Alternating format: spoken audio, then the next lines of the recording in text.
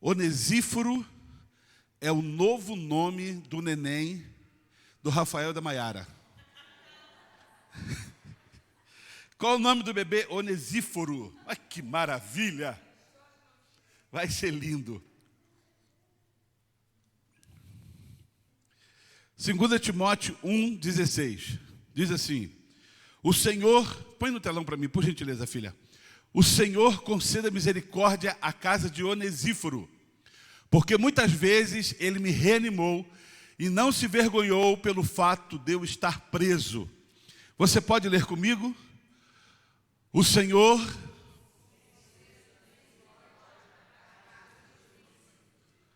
Porque...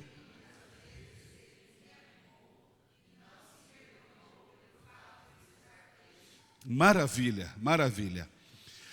Esse livro de 2 Timóteo é uma carta do velho pastor ao novo pastor. Paulo escreve essa carta de 2 Timóteo a um novo pastor que estava iniciando o seu ministério, Timóteo. Paulo escreveu 13 cartas e essa carta a Timóteo foi a última carta que Paulo escreveu. Paulo estava preso momentos antes, dias antes da sua morte. Ele foi degolado. E Paulo escreve a Timóteo para falar para ele sobre as aflições do ministério. Aconselhando: Timóteo, não entra de cabeça não, vai devagar, não entra com a paixão. Existem coisas que o ministério reservam para nós, lutas especiais e dificultosas que o ministério reserva. Então, Timóteo, faça assim, faça assim. O velho pastor mostrando para o futuro, para o novo pastor, quais são as trajetórias, o que Timóteo deveria fazer. E nessa carta ele escreve sobre esse homem, Onesíforo. O Senhor conceda misericórdia, não somente a Onesíforo, mas a sua casa, porque muitas vezes ele me reanimou e não se vergonhou do fato de eu estar preso. É interessante que quando você escreve, quando você lê essa carta, esse versículo, ela tem duas coisas que se destacam. Paulo fala que o ambiente da igreja é sempre ambíguo. O que Paulo fala? Muitas vezes ele me reanimou e não se vergonhou porque eu estou preso. Bem, se Paulo fala que Onesíforo não se vergonhou, isso quer dizer o quê? Que tinha pessoas que se envergonhavam. Onesíforo não se vergonhava, não tinha problema de saber que o líder maior da igreja, o evangelista maior da igreja, estamos falando de Paulo, irmãos, é o cara que o Bruno tanto ama de poder ler, e o Dieguinho fala que ele é soberbo, mas é Paulo.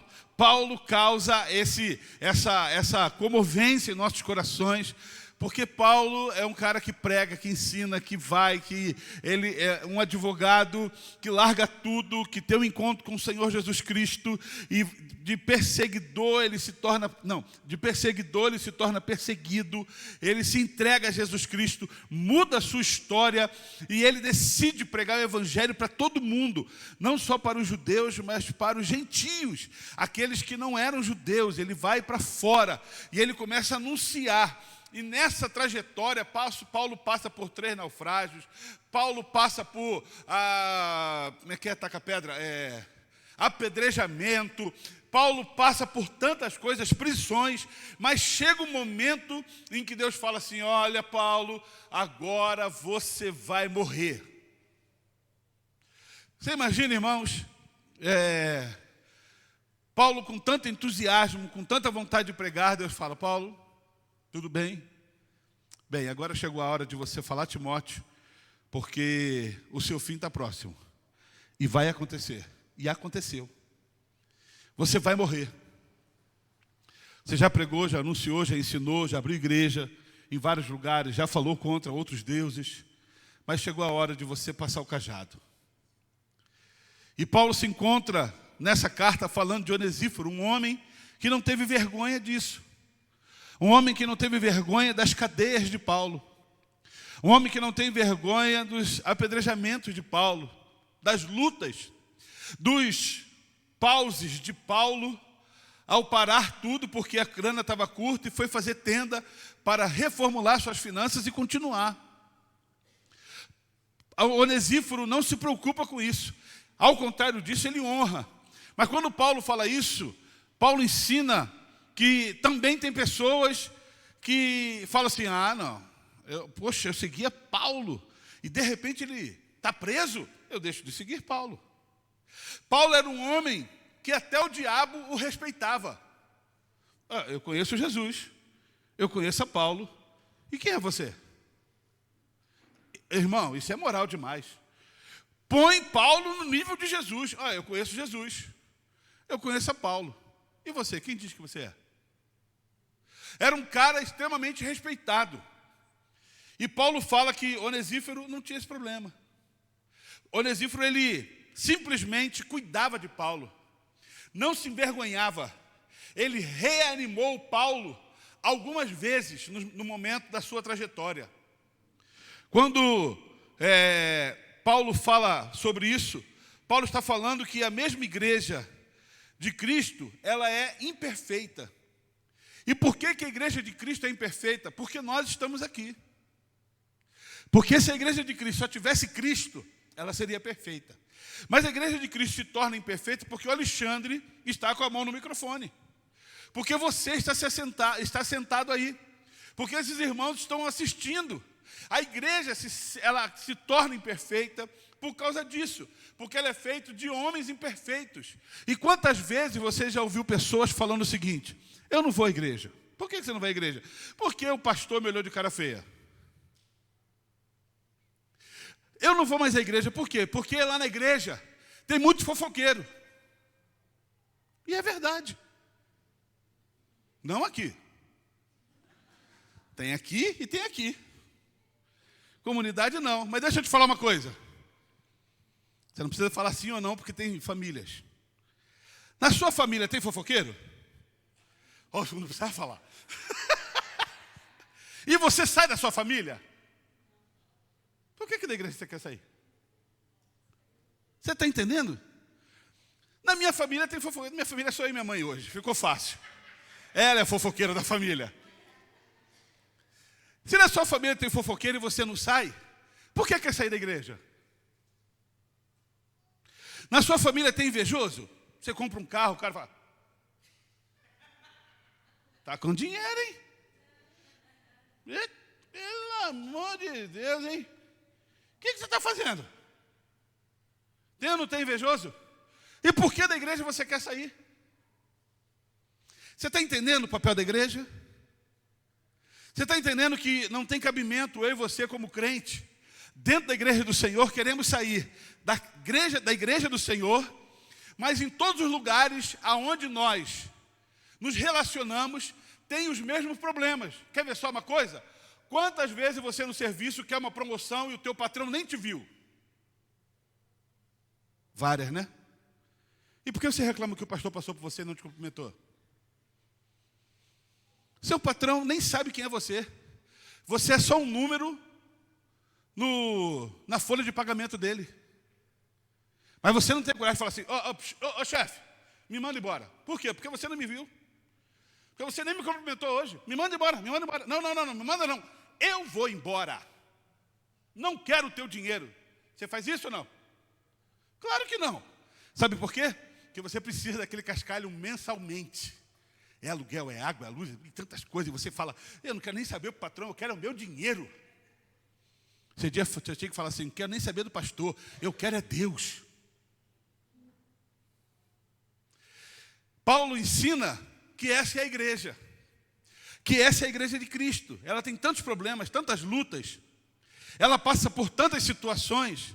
E ele se adianta para mim e para você dizendo isso: olha, peraí, não fique achando que se você agora entrou por essas portas, faz parte desse corpo, e que agora não vai ter mais ninguém falando de você, não vai ter mais panelinha, não vai ter mais fofoca, não vai ter mais inveja. Não. A igreja é feita de pessoas imperfeitas. E o dia que você se tornar perfeito, Deus te leva embora. Deus fala assim: Alexandre, você está muito bom para ficar nessa terra, vem. Mostradinho. Puf.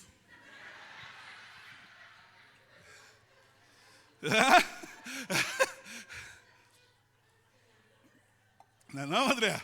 Seu amostradinho. Paulo fala isso. Deixa eu lembrar o nome do cara. Onesíforo. O nome desse ele fica lendo toda hora. Onesíforo não se preocupava.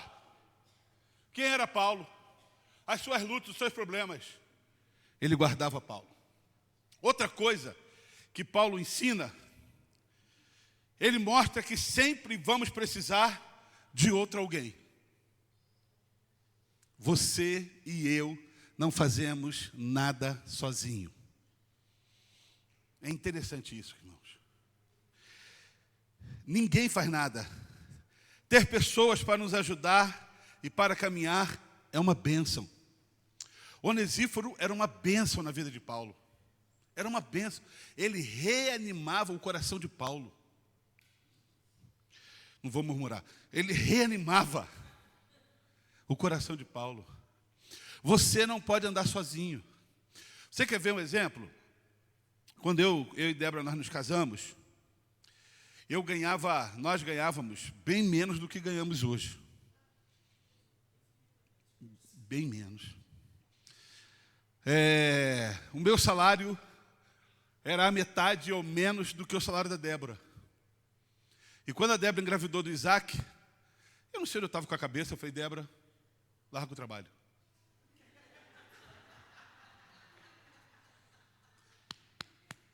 Sou eu agora. E ela imediatamente, como uma mulher sábia e obediente, chegou no restaurante da minha cunhada e falou assim, não vem mais. Eu falei, meu Deus, o que eu estou fazendo? Bem, o leite, o pão, não faltou. Ai, tá tão bonitinho, né, irmãos? Os dois criados com leite ninho. É um espetáculo. Mas sabe por que nós conseguimos resistir e vencer? Porque eu não estava sozinho. Porque eu estava com ela. Repara uma coisa. O homem solteiro, ele pode ganhar muito dinheiro, mas ele não conquista nada.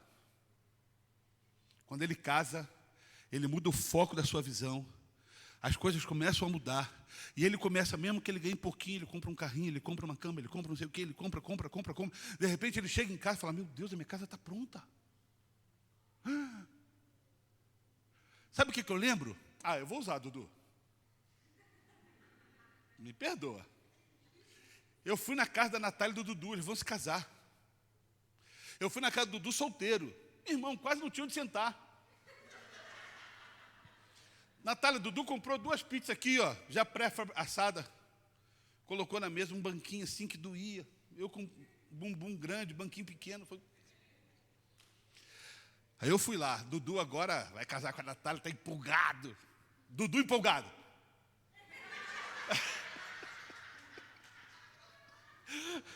Dudu empolgado.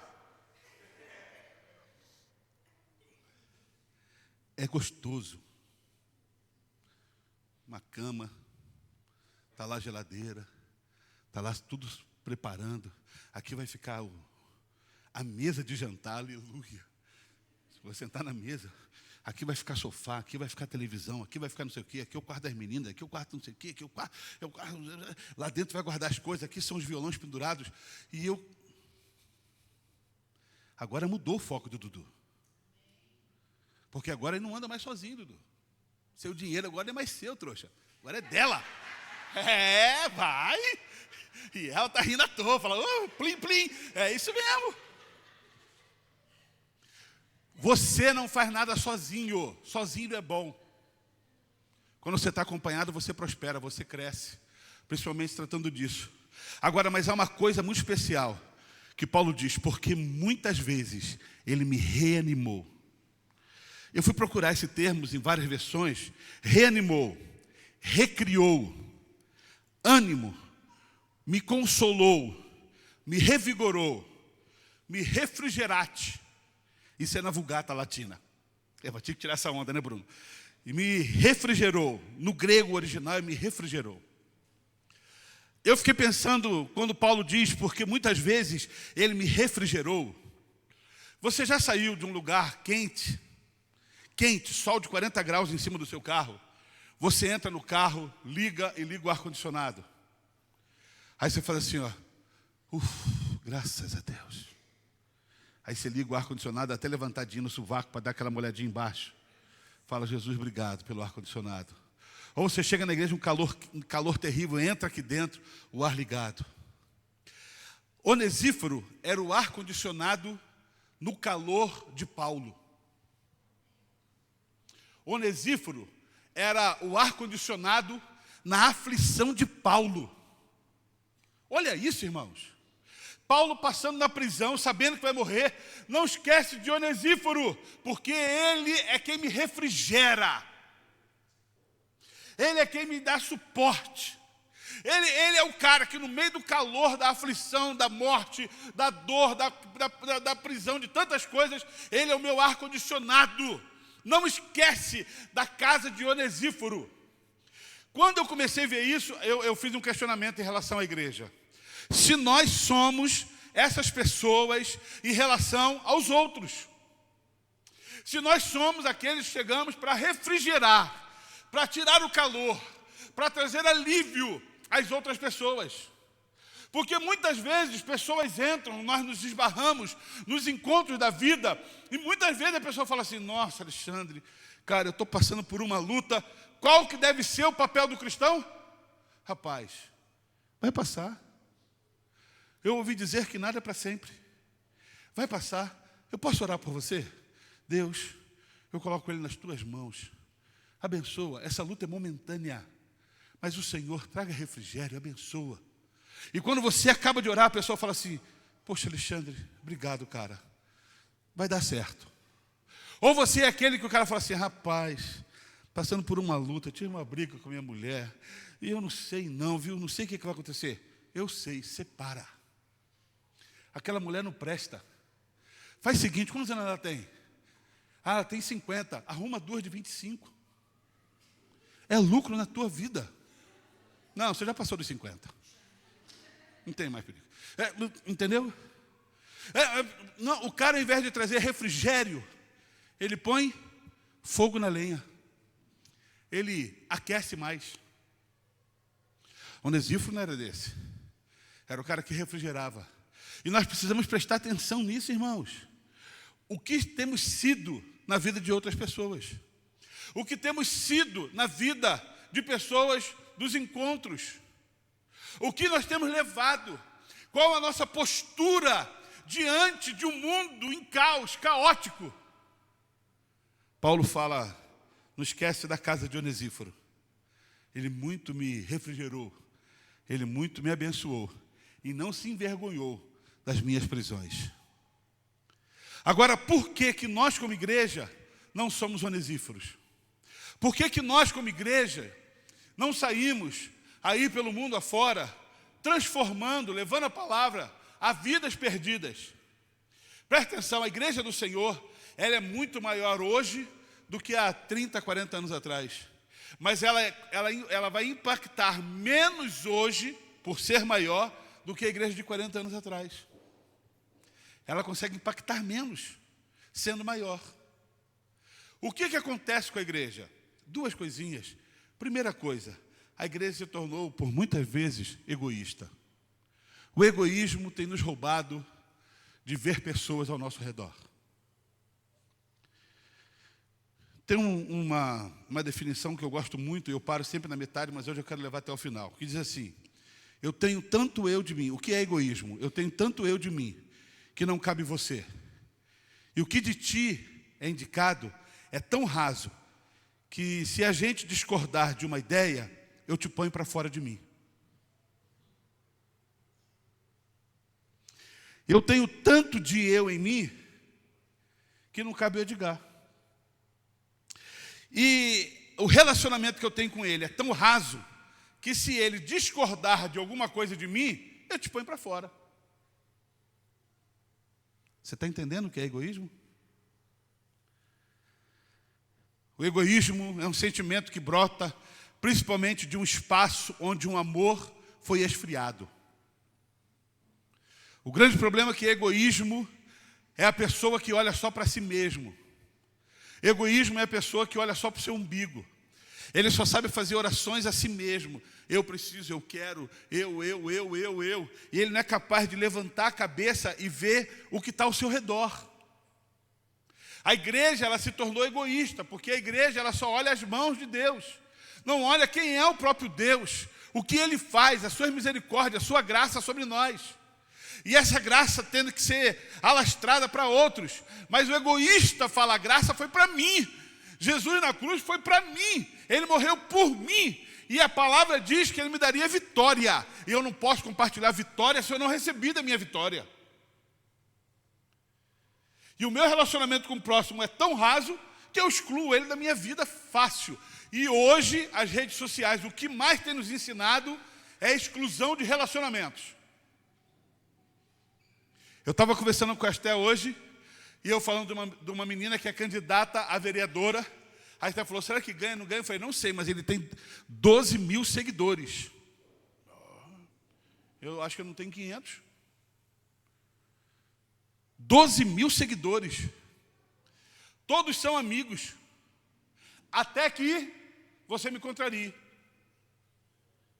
E eu te ponho para fora. Você quer ver uma coisa interessante? Grupo de WhatsApp da igreja. Nós temos grupos de ministérios da igreja. E aí um homem decidiu sair da igreja.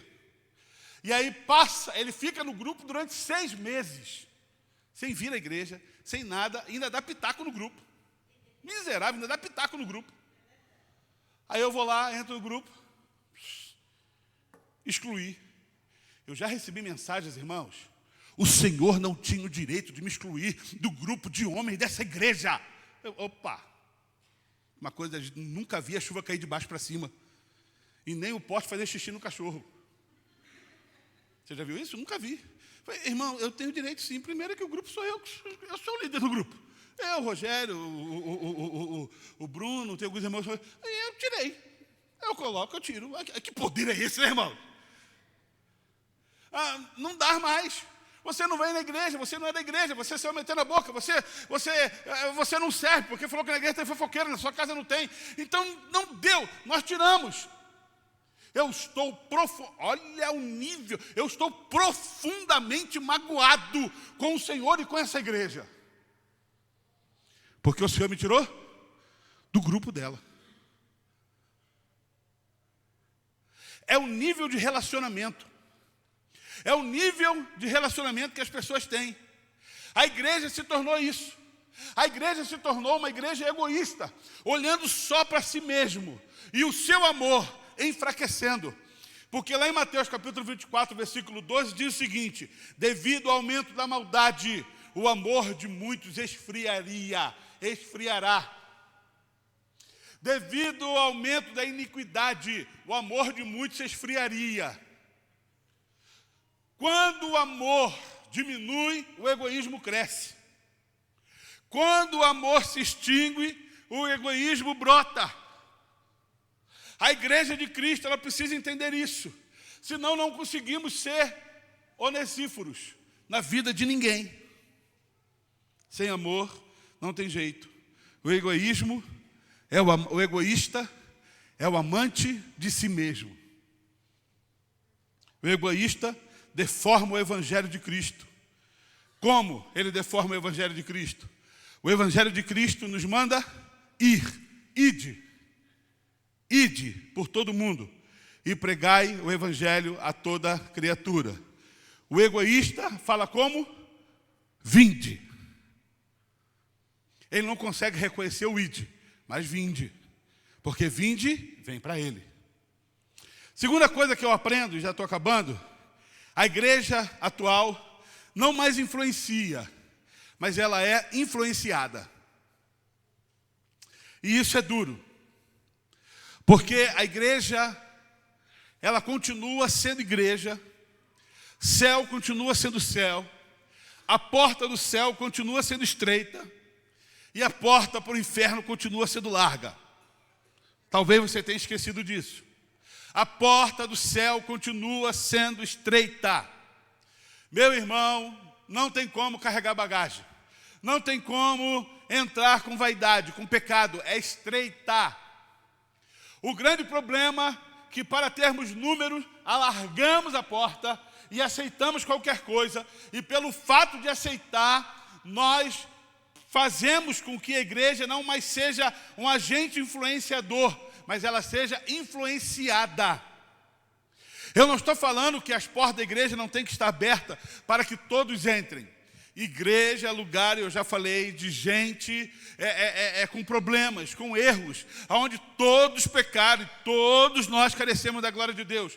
Mas estou falando que a igreja é o lugar que o pecador entra e tem um encontro com o Senhor Jesus Cristo. Que aquele que é viciado entra e larga o seu vício. A mulher que está com problema, ela entra e sai sem o seu problema. É um agente transformadora em Cristo Jesus. A igreja não pode só ser um espaço recreativo. Ai, que gostoso, sábado tem festa. Festa é a vírgula, é a cutícula do dedo da igreja. O importante de uma igreja são as orações, é a palavra, é o louvor, é a comunhão, é o crescimento, é estarmos juntos, é a transformação. O que bebia não bebe mais, o que falava palavrão não fala mais, o que era viciado em pornografia não pornografia mais. Você deve estar entendendo. Ou não pornografa mais. Aquele que brigava não briga mais. Aquele que no trânsito levantava o dedo do meio não levanta mais. Aleluia! O seu temperamento vai sendo controlado, transformado, renovado. E isso é um processo. Por que é um processo? Porque ninguém chega pronto. Ninguém chega pronto. Todos os dias eu vou mudando, aleluia. Todos os dias eu vou sendo transformado. Todos os dias eu vou me alimentando. A estatura de varão perfeito. O Alexandre de hoje tem que ser melhor do que de ontem. De amanhã melhor que o de hoje. E assim vai buscando, crescendo. Porque a igreja tem que ser um agente que vai transformar, que influencia e não mais influenciada. Por que o senhor está falando isso? Isso não tem nada a ver com o versículo. Eu estou falando isso pelo versículo 15. Olha o que diz. Você sabe que todos os da província da Ásia me abandonaram. Quantos me abandonaram? Pergunta ao sujeito. Quantos me abandonaram? Todos da província da Ásia me abandonaram. Inclusive, 2 nomes para que vocês coloquem com seus filhos. Fígelo e Hermógenes. Todos. Fígelo e Hermógenes me abandonaram. Por isso que Paulo fala tão bem desse homem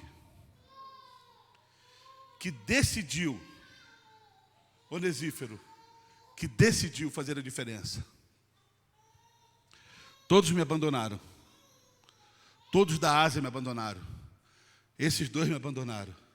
Mas Onesífero não. Onesífero não me abandonou. Onesífero não foi consumido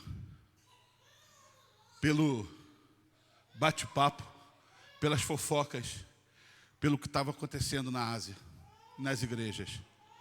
Onesífero tinha na sua cabeça a convicção de quem era Paulo e qual que é o seu papel diante da igreja de Cristo. Nós não podemos ser influenciados, irmãos. Nós não podemos ser influenciados. Nós somos agentes influenciadores. Aqueles que transformam vidas. Aqueles que levam vidas a Jesus Cristo para serem transformadas. E isso é importantíssimo. Quando eu leio e eu aprendo sobre isso, a igreja ela deve tomar uma postura diferente na sua vida. Nós como igreja. Ser igreja não é algo tão difícil. Ser igreja é viver segundo aquilo que Cristo quer que nós possamos viver. Ser igreja é caminhar com Ele. é viver com Ele. Erramos, muitas vezes, eu erro. Mas ser igreja, no frio desse, né?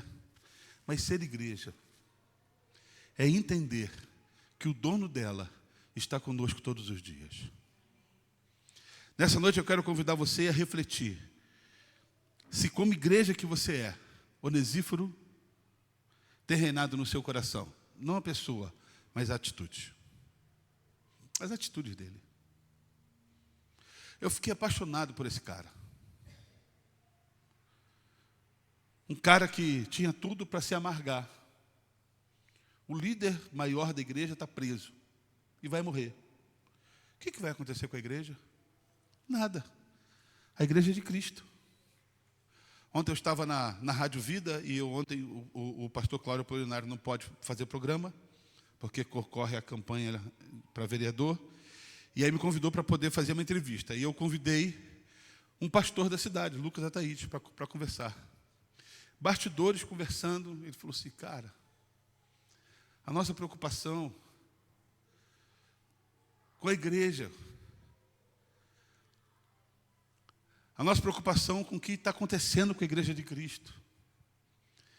E aí eu pude falar para ele a mesma palavra que uma pastora falou para nós, para mim e para a Débora, em casa, tomando café na nossa casa, a pastora Edmeia Williams.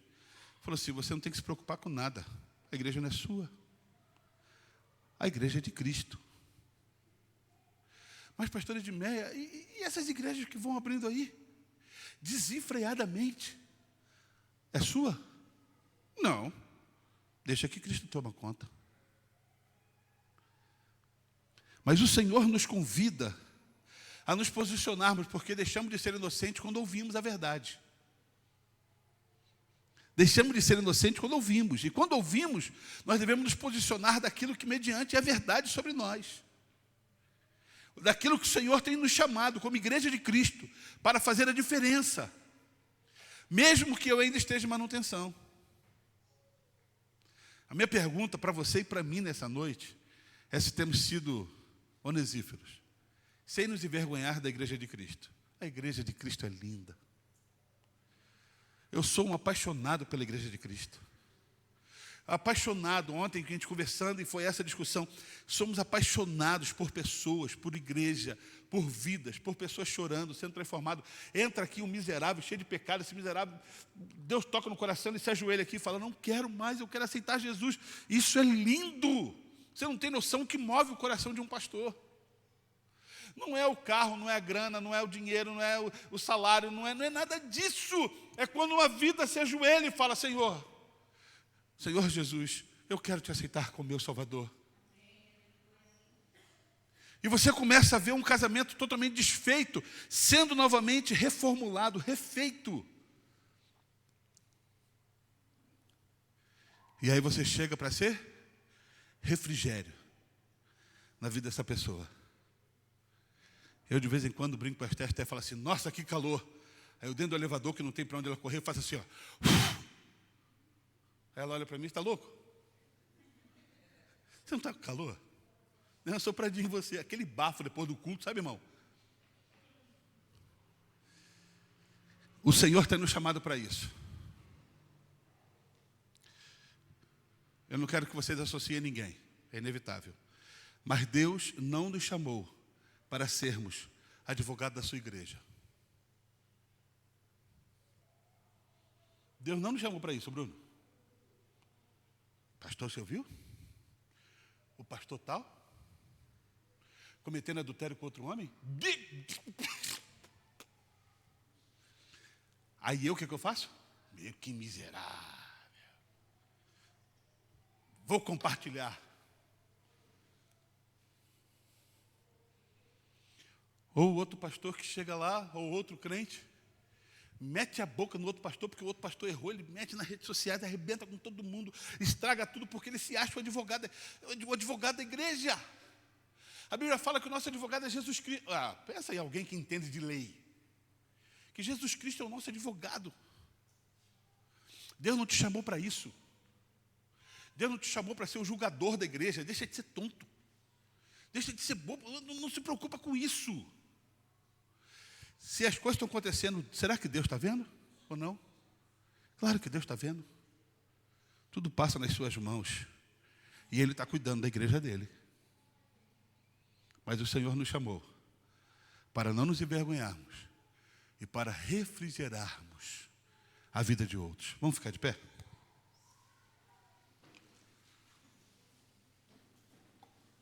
Eu não vou fazer apelo. Eu só quero que você feche seus olhos.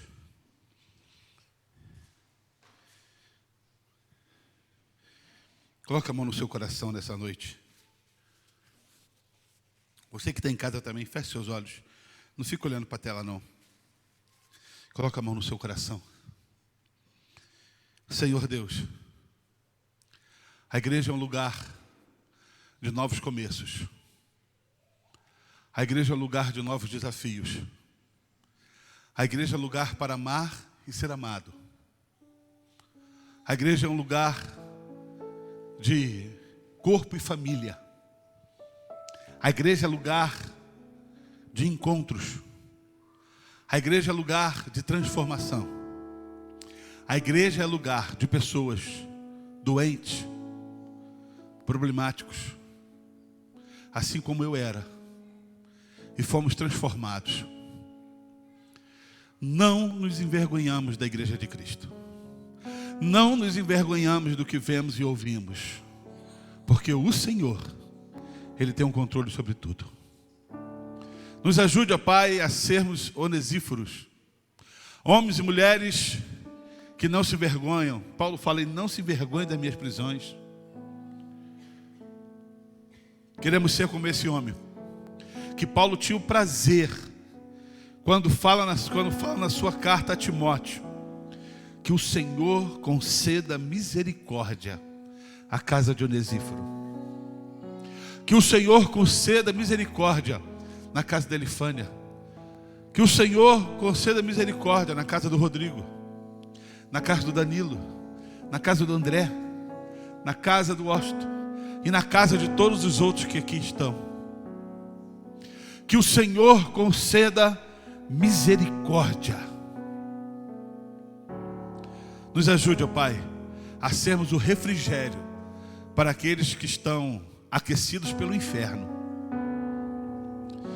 Não podemos ser aquelas pessoas que vão empurrar desfiladeira abaixo, mas somos pessoas que vamos abraçar e trazer o refrigério do Espírito Santo sobre a vida dessas pessoas.